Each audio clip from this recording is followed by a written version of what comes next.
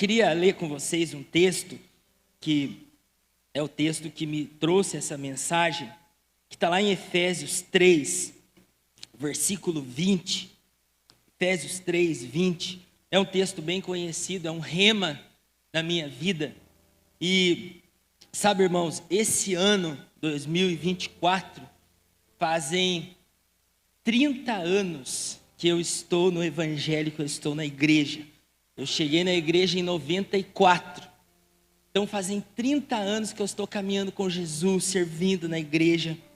E eu gosto muito desse texto, que ele diz assim: ora, aquele que é poderoso para fazer tudo muito mais abundante, além daquilo que pedimos ou pensamos, segundo o seu poder que opera a nós. Uma outra versão diz assim: Deus é poderoso para fazer infinitamente mais do que tudo que pedimos ou pensamos, segundo o seu poder que opera em nós. E sabe, irmãos, eu lendo esse texto e lembrando desse tempo que eu estou na igreja, eu sempre tive, ao longo desses 30 anos de evangelho, eu sempre tive uma inquietação comigo, uma pergunta que ainda não encontrei a resposta, estou procurando. Essa inquietação que eu tenho é o seguinte: por que as pessoas, os crentes, nós estamos nos mesmos cultos, nós estamos sendo discipulados, nós estamos nos mesmos auditórios, nós temos acesso à mesma palavra, nós temos acesso ao mesmo Deus, mas por que pessoas que recebem a mesma coisa, que têm o mesmo acesso, têm resultados tão diferentes? Por que será? Por que uns crescem, outros não? Por que uns continuam, outros desistem, outros param? Por que alguns estão animados e outros desanimam? Se nós estamos recebendo a mesma coisa, essa é uma inquietação que eu sempre tive no meu coração. Só que esse texto de Efésios 3:20, ele diz: ora, aquele que é poderoso, ou seja, Deus é totalmente poderoso. A Bíblia está falando dele. Deus é poderoso, em Deus não há falta de nada. Esse é o nosso Deus, amém? Deus é poderoso, e além dele ser poderoso, a Bíblia diz que Deus é poderoso para fazer. Diga comigo, ele é poderoso e ele faz. Agora diga com fé, diga: Deus é poderoso e ele faz. Então olha só, Deus é tão poderoso e ele ainda faz. Como que Deus faz? Se tivesse um mineiro aqui, ele ia falar: muito além da conta, pastor. Deus, a Bíblia diz que ele é poderoso para fazer além do que nós pedimos ou pensamos, ou seja, Deus sempre vai nos surpreender. Esse Deus, ele é poderoso e ele faz além do que eu penso, do que eu peço. Olha para o seu irmão e fala para ele: vai muito além do que você pensa e do que você pede. Olha a profundidade desse Deus. Isso é muito poderoso. Só que o versículo não termina. Ele diz que Deus é poderoso, que Deus faz e que ele faz além do que nós pedimos ou pensamos, vírgula, segundo o seu poder que opera em nós. Então, a questão de tudo é o seguinte, irmãos: quanto de poder está ativo e operante na sua vida? Quanto do poder de Deus está ativo e operante na nossa vida? Um dos grandes problemas dessa geração de crentes, irmãos, é uma coisa muito terrível que nós precisamos combater. Se chama passividade espiritual. Os crentes dessa geração são crentes passivos. Passivos ao quê? Ele até começa bem. O início é muito bonito, ele encontrei Jesus, entreguei meu coração para Jesus, a minha vida foi transformada, eu estou caminhando com Jesus, aquele primeiro amor, aquele love todo, eu amo a Deus, e aleluia, e glória a Deus, eu estou em tudo, eu vou em tudo. O início é fantástico, mas de repente, com o passar do tempo, aí Satanás vem e fala na mente dele que ele é um derrotado. Aí ele aceita e daqui a pouco ele já não se compromete mais, daqui a pouco ele já não congrega mais, daqui a pouco ele se afasta do corpo, e daqui a pouco ele está voltando a ter uma vida miserável, sem Deus, os chamados desviados. Ele sai da rota, às vezes por coisa boba, ele abandona, ele sai, aquele Jesus tão poderoso, enfraqueceu, perdeu o sentido para ele, enfraqueceu, sabe, está indo bem, a família, daqui a pouco começa os filhos a ter problema, começa a reclamar da igreja, a igreja não cuida dos filhos dele, que o Difflin não cuida, que deveriam estar discipulando meu filho, e começa a reclamar e vira um reclamão dentro da igreja, e dissemina isso pelo corpo todo. Aí aparece um problema no casamento, o que ele faz? Separa. Ah, não dá mais, que agora está na moda, né, irmão? Cristão separar. É moda agora, é bonito. Tem até as referências aí dando exemplo, né? Não. Aparece uma crise, está caminhando, aparece uma crise, ele desanima. Aparece uma crise, ele já se apavora, já perde a fé, já não consegue crer mais, não dá certo, é muito difícil. E muitas vezes, cristãos que dizem que conhecem a Deus, estão tendo uma vida pior do que antes de conhecer a Deus. Por quê? Por que isso acontece? Por que acontece isso? Irmãos, uma das coisas que nós precisamos entender que crise, fala comigo, crise. Aprenda uma coisa, eu aprendi isso há muitos anos. Crise é uma oportunidade. As crises são oportunidades de você se conhecer e de você crescer. Crises vêm para mostrar até onde você pode ir. Crises acontecem na sua e na minha vida para a gente conhecer o nível da nossa fé, o nosso coração. E isso deve fazer com que a gente cresça, não que a gente esmoreça e morra. Deus não te chamou para ser passivo, mas Deus te chamou para ser ativo e operante. Fala comigo, ativo e operante. Amém? Deus chamou eu e você, nós os cristãos, para sermos ativos e operantes. Por quê? Porque o poder dele está dentro de nós. O poder de Deus está dentro de você, irmãos. Aquele poder que estava na arca lá no Velho Testamento, aquele poder que estava sobre o Messias, agora está dentro de nós. Então, isso tem um propósito, e Deus colocou isso dentro de nós com um propósito. Não combina com uma pessoa que serve a Deus, irmão. Andar sempre abatido, andar sempre de cabeça baixa, andar sempre desacreditado, desanimado, reclamando, não combina com uma pessoa que serve a Deus, que teve uma experiência com Deus. Quantos aqui já tiveram uma experiência forte com Deus? Fala a verdade, uma experiência que você olhou assim, cara, é só Deus para fazer isso, não tem como. Eu lembro, nunca vou esquecer isso, acho que quando tiver 95 anos vou lembrar disso.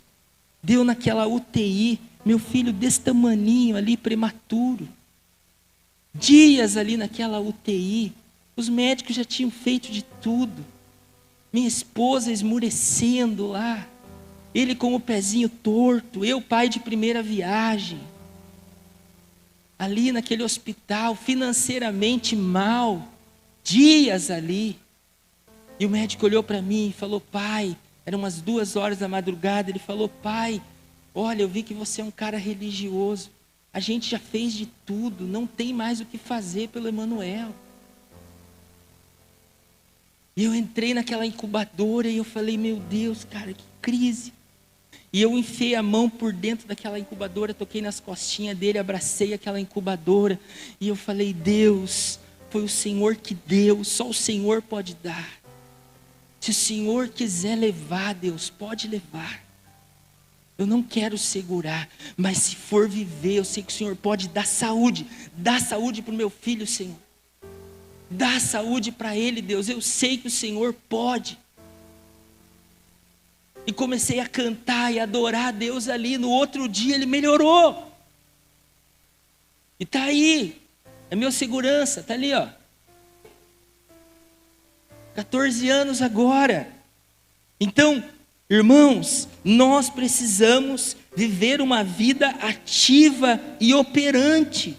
E é claro que nós iremos passar pelos vales. Com certeza, a nossa vida, enquanto nós estivermos aqui na terra, vão existir os vales e os desertos. Fazem parte do nosso crescimento. Jesus foi levado ao deserto pelo Espírito. Quem sou eu para reclamar do deserto? Só que qual que é o meu posicionamento nessas crises, nessas fases de vale e de deserto? Eu saí agora do vale acabei de sair, agora, do vale da dengue.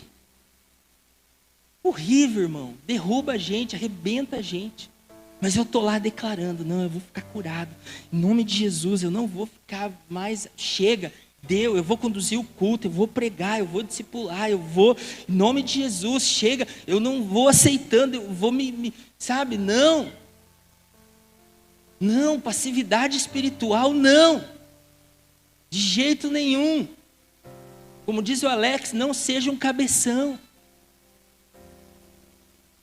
Haja contra, se posicione contra essas coisas. Sabe, os teólogos dizem que Davi, quando ele estava enfrentando um dos períodos mais difíceis da sua vida, foi quando ele escreveu o Salmo 23. E olha o que diz o Salmo 23. Olha só, irmãos, é muito pessoal isso aqui. Ele não disse: o Senhor é o nosso pastor. Ele não estava ministrando para as pessoas, ele estava no momento dele. Sabe, irmãos, eu acredito que existem momentos de solidão gerados por Deus, para Ele ficar só com você. Existem momentos na nossa vida que é só Deus. Amém pelos nossos líderes, amém pelos nossos discipuladores, mas tem deserto, tem vale que é só você ali, cara. Que você vai ter que mostrar porque você veio. Que você vai ter que mostrar o que você está entendendo do Evangelho. E olha o que Davi diz. Davi diz: o Senhor é o meu pastor, nada me faltará. Nada me faltará. Ele me faz andar em pastos verdejantes. Ele guia mansamente a minha vida a águas tranquilas. Não, ele não estava num campo verdejante. Ele estava em águas turbulentas, mas gerando fé no coração. Gerando fé. Irmãos, as minhas palavras geram fé em mim. Nós precisamos aprender isso. Ele refrigera a minha alma. Ele guia-me pelas veredas da justiça por amor do seu nome. E esse aqui é a chave do texto. Ainda que eu andasse pelo vale de sombra da morte, não temerei mal algum, porque tu estás comigo. A tua vara e o teu cajado me consolam. Ainda que eu ande por um vale, irmão, o vale é lugar para você passar. Vale deserto é lugar de passagem, não é para você armar barraca, para você ficar. Não, vale é passageiro, deserto tem que ser passageiro. Você tem que procurar Deus. Deus, qual é a saída? Como que eu faço para sair daqui, Senhor? Não está confortável, não é aqui o meu lugar. Deus, me dá uma chave para isso, Senhor. Espírito Santo, aonde que eu estou errando? Aonde que eu preciso melhorar, Espírito Santo? Como é que eu faço? Meu discipulador, meu líder, me ajuda. Já está fazendo aniversário nesse vale, nesse deserto, eu preciso sair. Como é que eu faço? Só que a passividade espiritual, o que ela faz comigo? É assim mesmo. É tudo difícil. É muito difícil. Irmão, nem fale. Eu perguntei, e daí irmã, como é que você está? Tudo bem? Pastor, nem fale. Que isso, gente? Não combina com pessoas que servem a Deus sempre nesse estado. Jesus ficou 40 dias e 40 noites no deserto, acabou. Vamos para ação, vamos para atividade, vamos ser operante. Sai desse vale, irmão, sai desse deserto. Não cria raiz aí não, sai daí. Aí não é o seu lugar. Não fica sentado aí não senta no vale. Sai daí. Olha o que Jesus disse em João 16, versículo 33. Olha que promessa linda. Tenho-vos dito estas coisas para que em mim vocês tenham paz. No mundo tereis aflições. Olha como Jesus era tão precioso, tão sábio, alertando a gente. Olha, vocês vão ter paz em mim. Eu posso garantir para vocês que vocês vão ter paz, uma garantia. Mas ele diz, mas tem uma promessa. Vocês vão ter aflições. E aí em seguida ele diz como combater a aflição. Em mim vocês terão paz, no mundo vocês terão aflições, mas tenham bom ânimo. Tenham bom ânimo. Ele não disse eu vou dar ânimo a vocês. Olha, eu vou dar paz, vai ter aflição, mas eu vou dar ânimo. Não, ele disse tenham. Olha para o seu irmão e diga para ele, tenha bom ânimo. Irmão, se autoanimar é uma chave. Não fica esperando, é bom as pessoas nos motivarem, é ótimo as pessoas nos incentivarem, é maravilhoso quando você está num vale, num deserto, alguém chega, irmão, estou contigo, irmão, conta comigo, irmão, estou orando com você, mas eu não posso fazer disso uma dependência. Jesus disse, vocês vão ter aflições, mas combata isso se animando, se anime, não recue, não volte para trás, não veja valor na vida passada que você tinha sem Cristo, como o povo fez lá no Antigo Testamento. Puxa vida, agora chegamos aqui, o mar não abre, estamos com fome, com sede, o Egito querendo vir nos matar. Estava tão bom lá no Egito. Quem foi tirar nós de lá, Moisés? Por que, Moisés, você foi se meter a fazer isso? Às vezes nós estamos dizendo isso para Jesus. Estava tão bom lá no mundo, por que você foi me salvar? Por que você foi me trazer para essa igreja?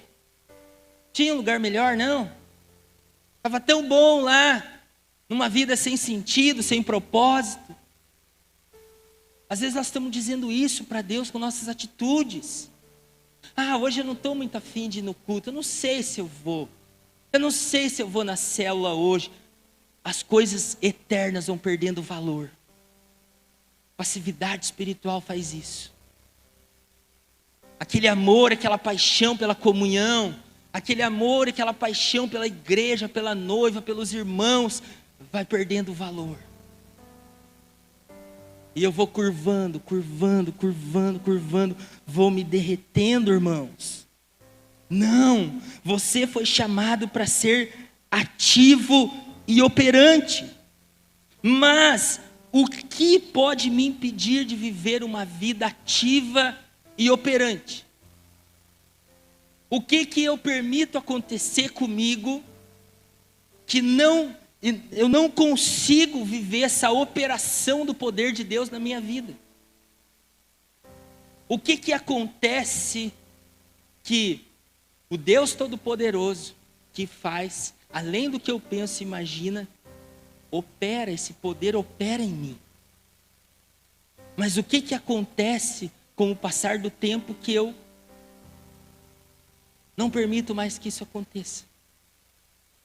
Eu, com o passar do tempo, perco a identidade nova que Cristo me deu lá na cruz.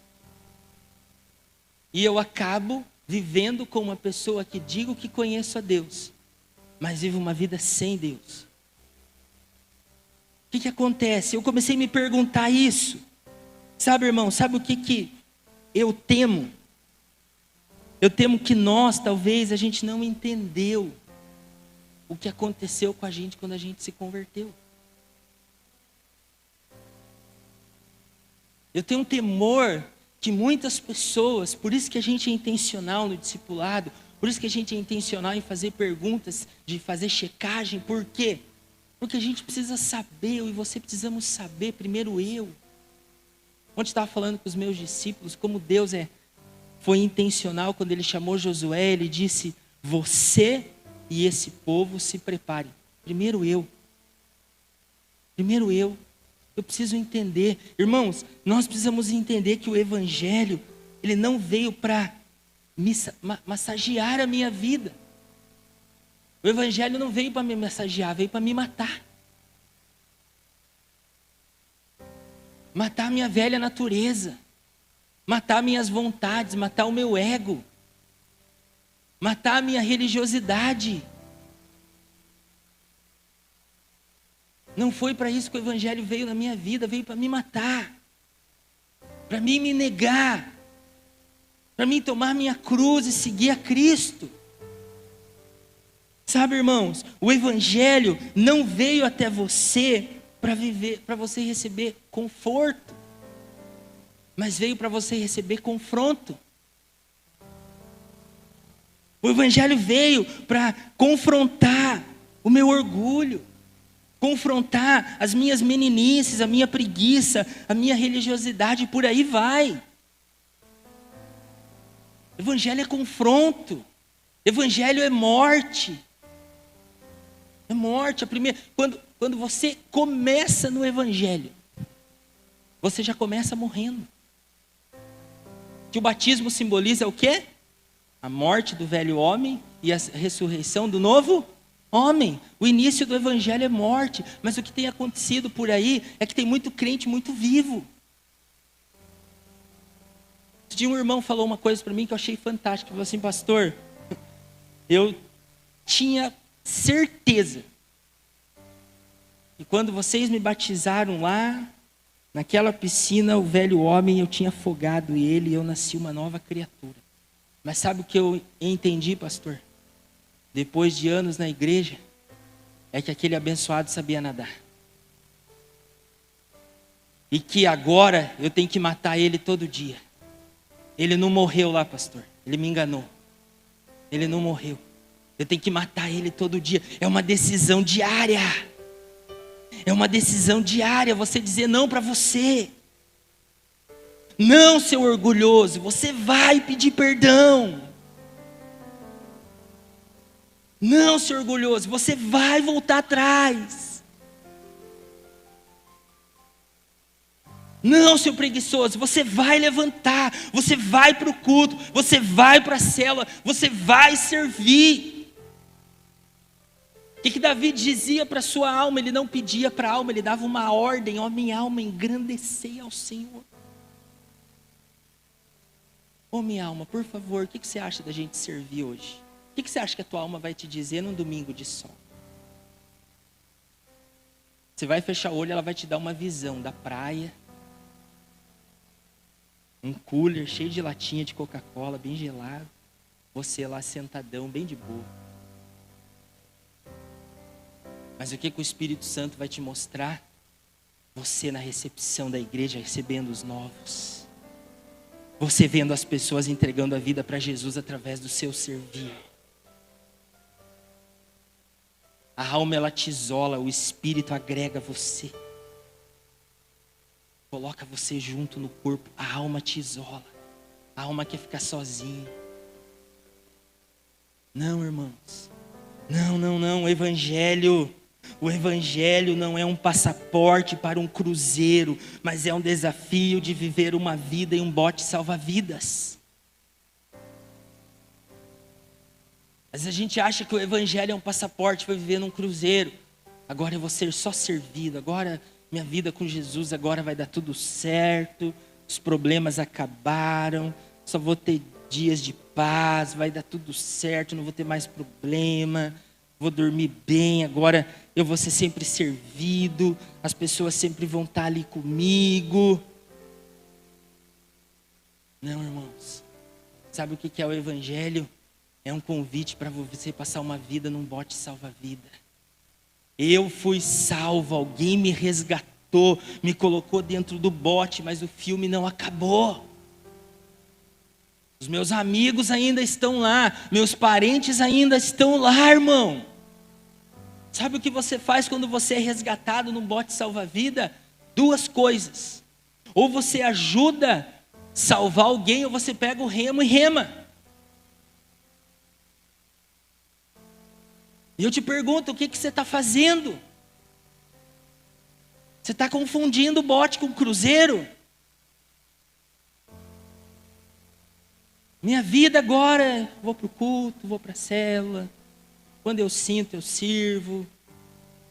Sabe, uma vida de cruzeiro, não, irmãos. Você é um agente de salvação. Amém? O poder de Deus que está em você tem um propósito. Pessoas que dizem assim, pastor, mas eu sou ativado no Espírito. Eu oro, eu falo em línguas, eu oro, eu tenho revelação da palavra, aleluia, irmão. É muito legal quando você vai conversar com alguém, eu amo. Quando eu vou conversar com alguém, aquela pessoa lê o texto que eu já li 200 vezes, a pessoa dá uma explicação, tem uma revelação. Eu acho maravilhoso. Pessoas que oram bem, pessoas que falam bem, mas eu fui buscar o que significa ativo e operante. Ativo, que exerce ação. Operante, que serve para operar, que produz efeito. Ou seja, a minha vida com Cristo. Quando eu digo que você tem que ser um cristão ativo e operante, isso significa o quê? Que as suas ações precisam ter efeito. Qual é o efeito do que está dentro de você? Que efeito causa isso na sociedade? Que efeito isso causa no seu trabalho? Que efeito isso causa nos seus parentes, na sua família? Que efeito isso causa na comunidade que você serve? Não adianta ser só ativo, eu tenho que estar operando, eu tenho que estar agindo. Acredite se quiser, mas existem pessoas que estão anos na igreja, nunca levaram uma pessoa a Cristo.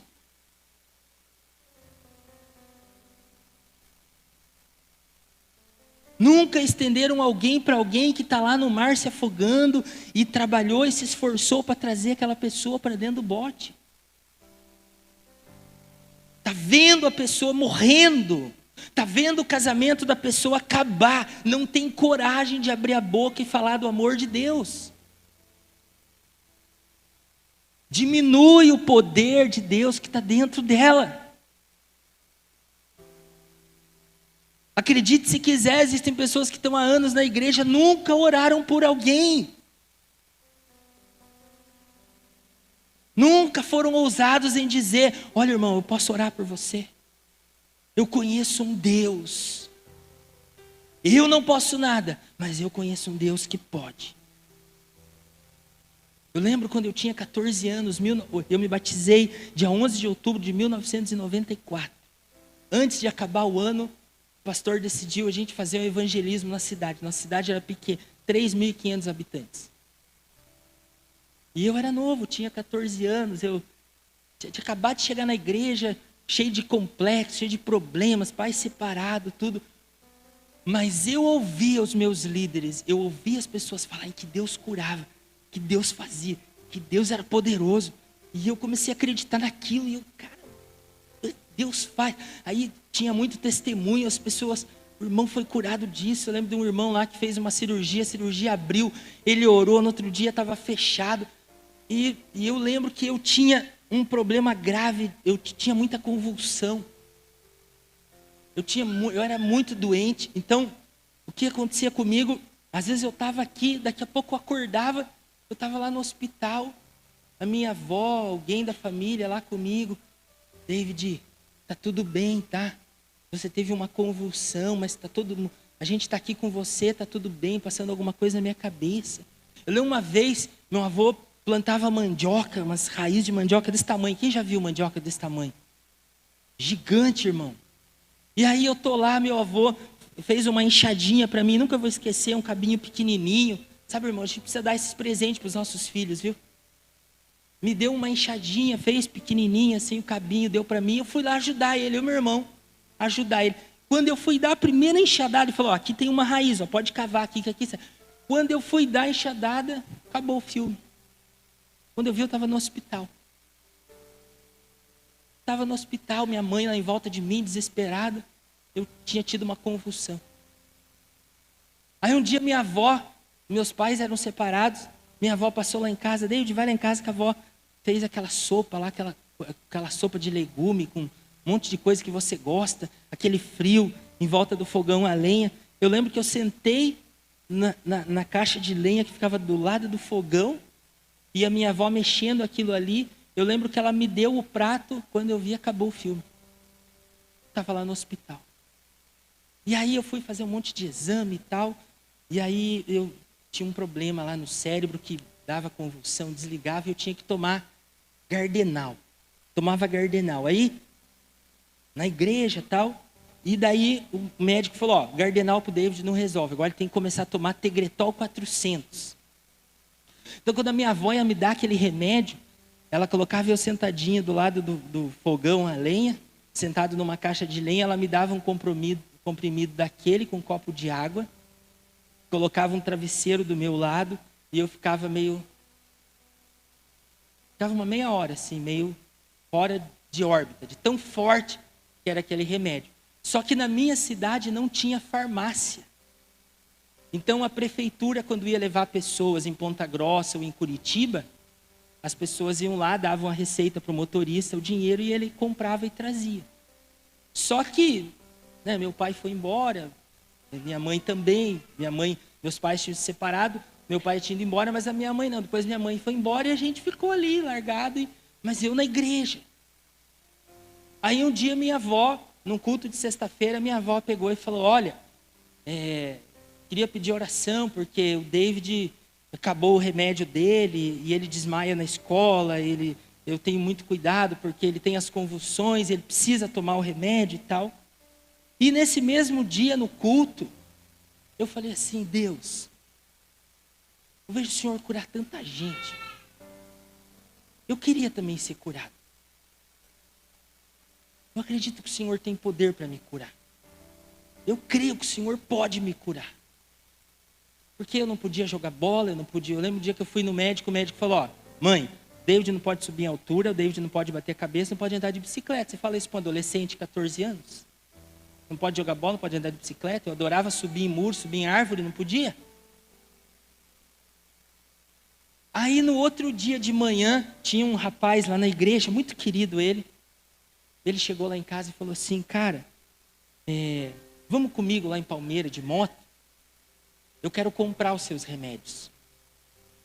Ele era, na minha época, chamava de mascate. Lembra? Aqueles caras que chegavam com aquelas cobertas baratinhas, parceladas em 500 vezes. As mulheres que ficavam seus maridos em casa, lembra ou não? Aquele carnezinho que não acabava nunca. Era até o infinito e além. E aí ele chegou lá e me levou lá em Palmeiras. Chegamos lá na farmácia, ele comprou, irmão. Eu acho que era umas 6 caixas do remédio.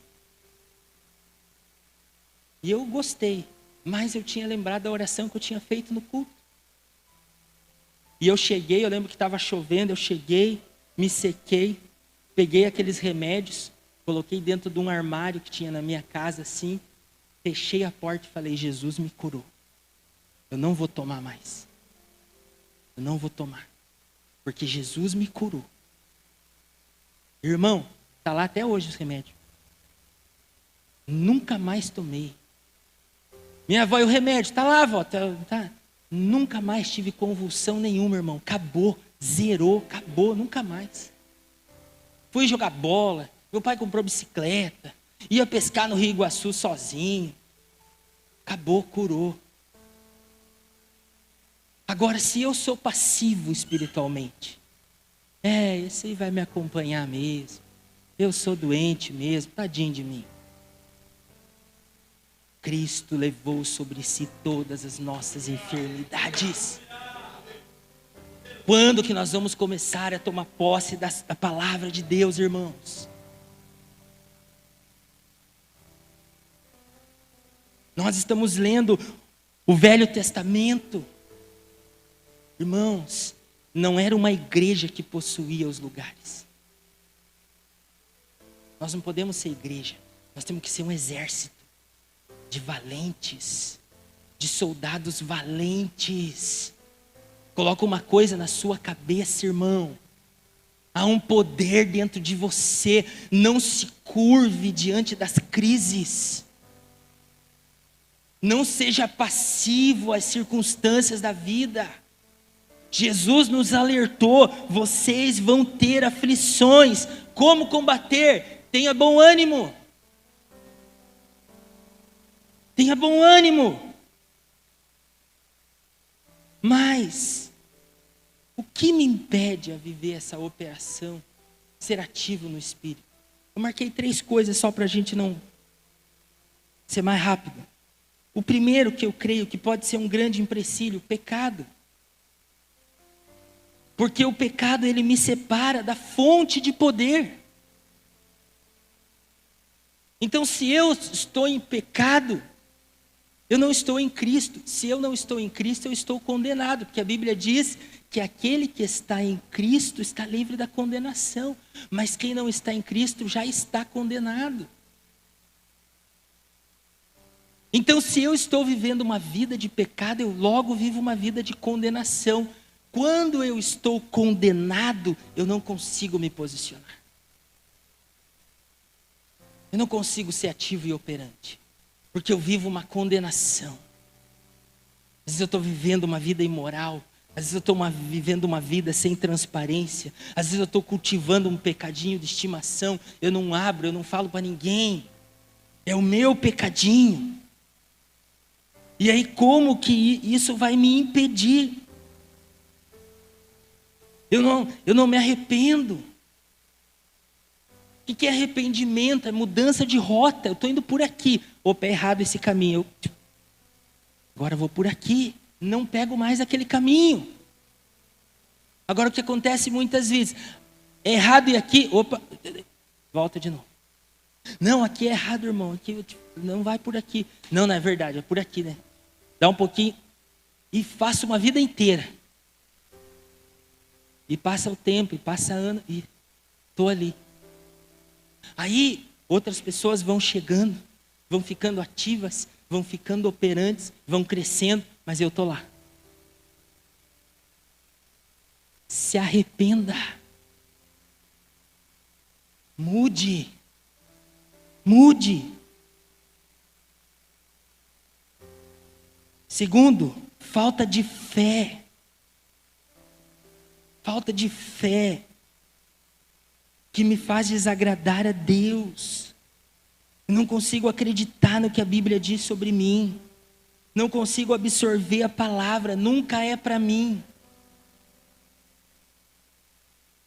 Mas a Bíblia diz em Hebreus 11:6 que sem fé é impossível agradar a Deus. Como que eu vou ser um crente ativo e operante se eu estou vivendo uma vida de pecado e uma vida sem fé? Não tem como. Não dá. E terceiro, estima baixa.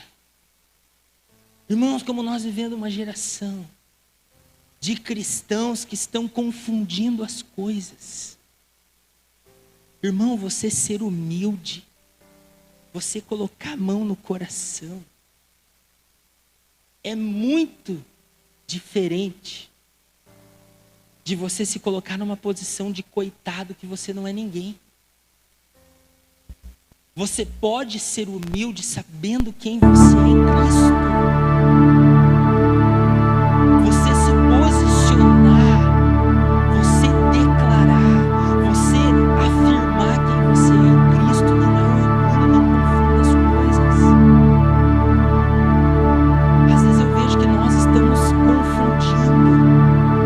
Eu sou humilde, eu não sou ninguém, eu não sou nada, eu não consigo nada, não é para mim, tem um monte de gente que pode fazer, eu sou assim porque eu sou humilde. Não. Isso é estima baixa. E a palavra do Senhor, ela combate isso. Porque se você tiver uma estima baixa, irmão, Deus pode abrir uma porta gigante para você. Você vai perder.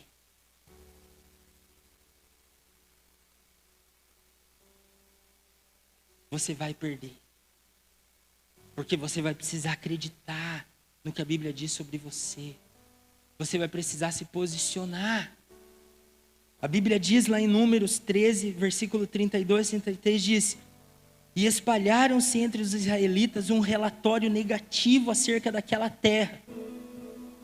Disseram: a terra para a qual fomos em missão de reconhecimento devora os que nela vivem. Todos os que vimos são de grande estatura. Versículo 33.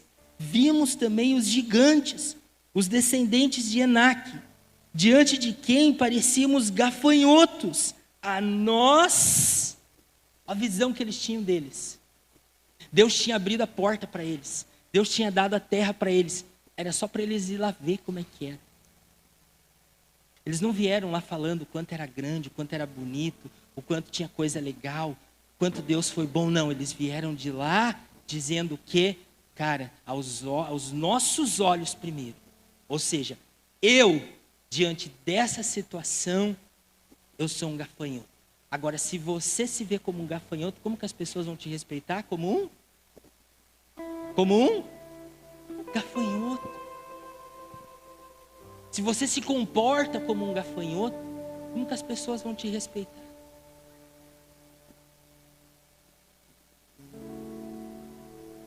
A nós e aos olhos deles, nós somos gafanhotos. Não. Provérbios 23, 7 diz: porque assim como imagina em sua alma, assim ele é. O seu interior, ele sempre vai ser denunciado nas suas atitudes, na sua visão, no seu posicionamento. Às vezes você não fala o que você sente, mas o seu posicionamento, a sua postura, a sua fala denuncia o que está lá dentro. Denuncia a sua estima baixa. Agora escute o que eu vou te falar, irmão. Deus não chamou você para ser pequeno. Deus não chamou você para ser gafanhoto. Olha o que a Bíblia diz, irmão. Às vezes as pessoas me perguntam, falam assim: Pastor David, mas por que você chama todo mundo de campeão? Por que esse negócio? Daí campeão, irmão. Leia esse texto comigo aqui, eu quero ver se você não vai mudar. Olha o que diz Romanos 8, a partir do verso 28. Olha o que Paulo está ensinando aos romanos. Sabemos que Deus age em todas as coisas para o bem daqueles que o amam. Olha como que ele começa a agir, irmão. Independente do que está acontecendo, vai cooperar para o seu bem. Isso não é motivação, irmão. Tem gente que é contra a motivação. Eu sou contra você depender da motivação. Mas isso aqui não é motivação. Olha o que Paulo está dizendo, cara, tá difícil, mas de algum jeito De alguma forma, eu não sei como, mas isso vai cooperar para o seu bem. No final vai te favorecer. Olha para o seu irmão, olha bem dentro do olho, ele fala para ele, no final, isso vai te favorecer. Esse que Paulo estava dizendo.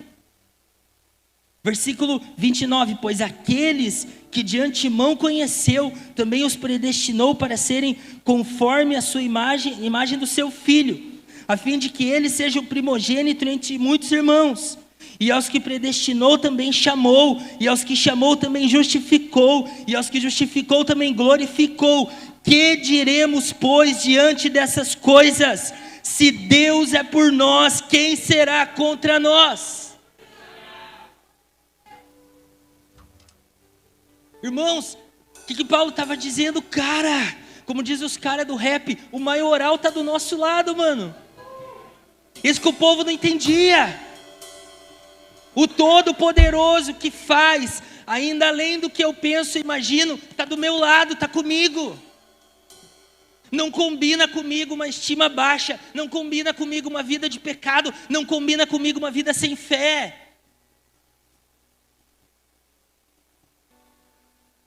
Aquele que não poupou o seu próprio filho, mas o entregou por todos nós, como não nos dará juntamente com ele de graça todas as coisas? Quem fará acusação contra os escolhidos de Deus? É Deus quem nos justifica. Quem os condenará? Foi Cristo Jesus que morreu, e mais, que ressuscitou e está à direita de Deus e também intercede por nós. Irmão, é maravilhoso a irmã Mari interceder por nós, irmão. É maravilhoso as irmãs a intercessão interceder por nós, mas a Bíblia diz que nós temos um intercessor que está à direita de Deus.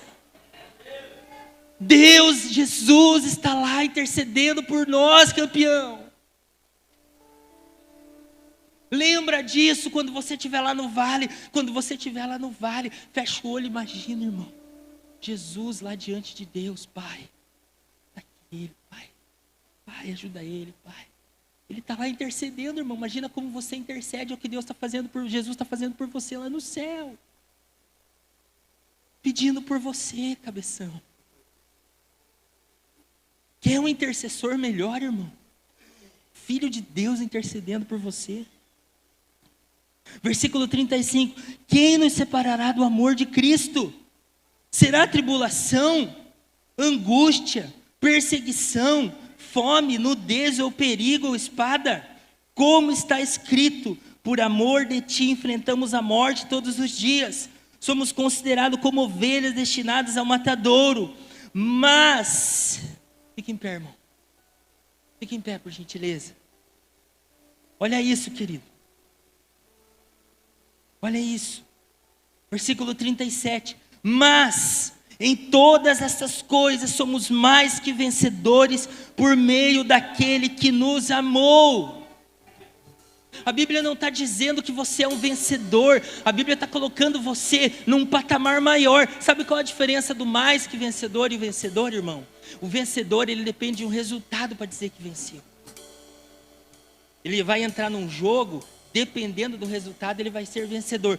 O mais que vencedor, ele entra na partida já sabendo que vai ganhar. Por que nós já sabemos que vamos ganhar? Porque Jesus disse lá naquele versículo de João 16:33. Tenha um bom ânimo, porque eu já venci. Já está feito. Ele disse, está pronto, está consumado. O nosso adversário já foi vencido, irmão. Que a motivação melhor. O seu opressor, o que te condena, já perdeu. Você já é um mais que vencedor. Nos anos 90 a gente cantava isso. Nós somos mais que vencedores. Meu, cara. Agora hoje em dia nós estamos muito assim. Irmão, nós temos uns crentes muito mole, cara. Tudo abate, tudo derruba, tudo desanima. Sabe? Nós estamos muito... Sabe, irmão, nós estamos muito assim, muito meloso. Não, cara, nós somos soldados de Cristo, meu amigo. Nós somos um exército. A igreja parou de declarar isso, irmão. Você sabe por que eu compus Cidade de Yahvé? Porque a igreja precisa voltar a se posicionar. Eu amo o meu amado, ele é a minha morada e tudo mais. E está tudo certo, é isso. Mas nós também temos um general. Nós também somos soldados. A Bíblia diz que a nossa vestimenta é uma couraça, é uma espada, é um escudo. Nós cantávamos isso todo culto. O nosso general é Cristo. O caminho de Deus é perfeito. A palavra do Senhor é Sabe, irmão, você saía do culto mascando prego, cuspindo fogo, cara. Não tem nada que me segura. O que aconteceu com a gente, irmão? Eu acho que Deus não me ama. Não te ama? Não te ama? Teu único filho dele não te ama? Você é louco? Ele te ama muito. Mas em todas essas coisas somos mais que vencedores por meio daquele que nos amou, pois estou convencido de que nem a morte, nem a vida, nem anjos, nem demônios, olha o que Paulo está dizendo, olha como que tem que ser a fala da igreja atual, irmãos. Pois eu estou convencido de que nem morte, nem vida, nem anjos, nem demônios, nem o presente, nem o futuro, nem qualquer outro poder, nem altura, nem profundidade, nem qualquer outra coisa na criação será capaz de me separar do amor de Deus que está em Cristo Jesus, o meu Senhor. Essa tem que ser a nossa posição. E esse é a fala do cristão ativo e operante.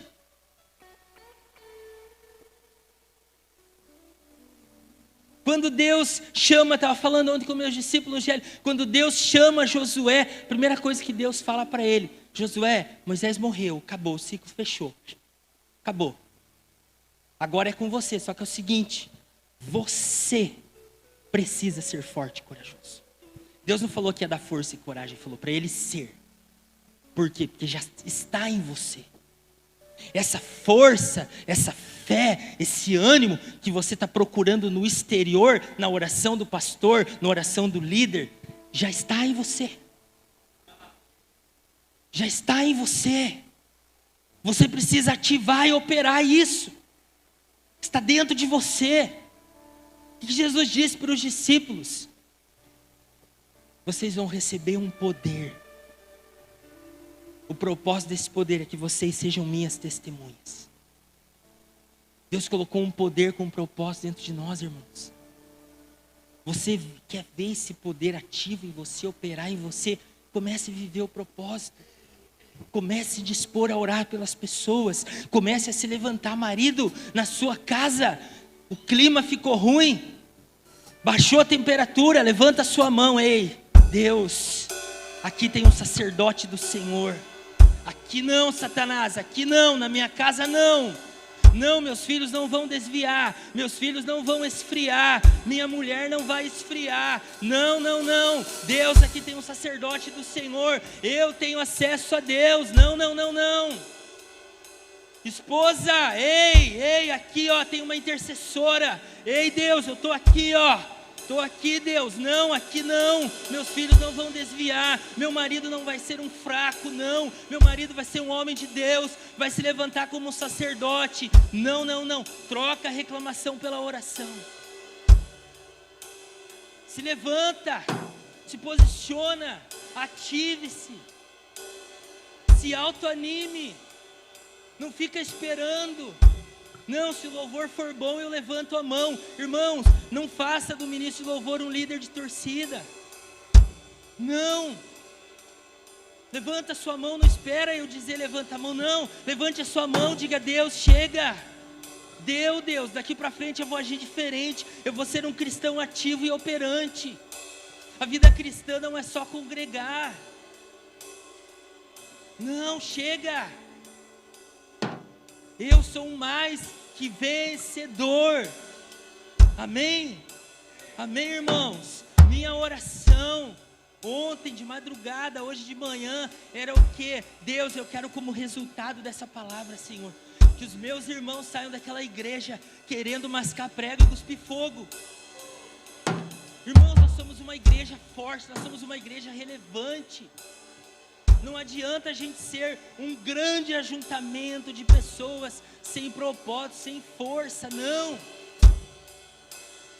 Quando você pega e junta um monte de brasa, aquilo transforma numa labareda em fogo.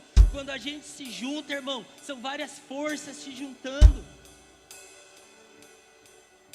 Fica mais forte ainda. É um exército que vai ganhar Guaratuba para Jesus. Amém? Você está alistado num exército, irmão. Você é um soldado de Cristo. Sabe, coloca a sua armadura, levanta essa espada, levanta esse escudo, irmão. Levanta a sua viseira, bate a poeira, se coloca, estou aqui, Jesus, estou aqui, conte comigo. Meu líder, meu pastor, estou aqui, ó, estou aqui, vamos em frente, vamos vencer, até a volta de Jesus, vamos para frente, amém, querido? Glória a Deus, glória a Deus, aleluia. Você pode aplaudir ao Senhor nessa manhã?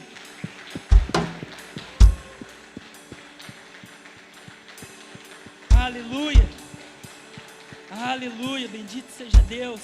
Feche seus olhos nessa manhã, e eu quero deixar livre para você fazer o que você quiser. Nós ainda temos alguns minutinhos, fica livre, irmão. Mas eu não quero, irmão. Conselho que eu te dou, eu não quero que você venha aqui, se ajoelhe, chore, Deus, me perdoa, Senhor. Não. Quero que você venha como um soldado, irmão. Quero que você venha se colocar diante do general. Imagina que o nosso general está aqui, ó. Você vai vir aqui prestar continência, Senhor, estou aqui, ó. Eu não sou um fraco, eu não sou um coitado. Eu não vou mais ver uma vida de pecado. Chega, Deus. Eu não vou mais ter uma fé sem força. Eu não vou ser uma pessoa com a estima baixa, me achando um gafanhoto. Não, a Bíblia diz que eu sou mais que vencedor, que eu vou possuir a terra.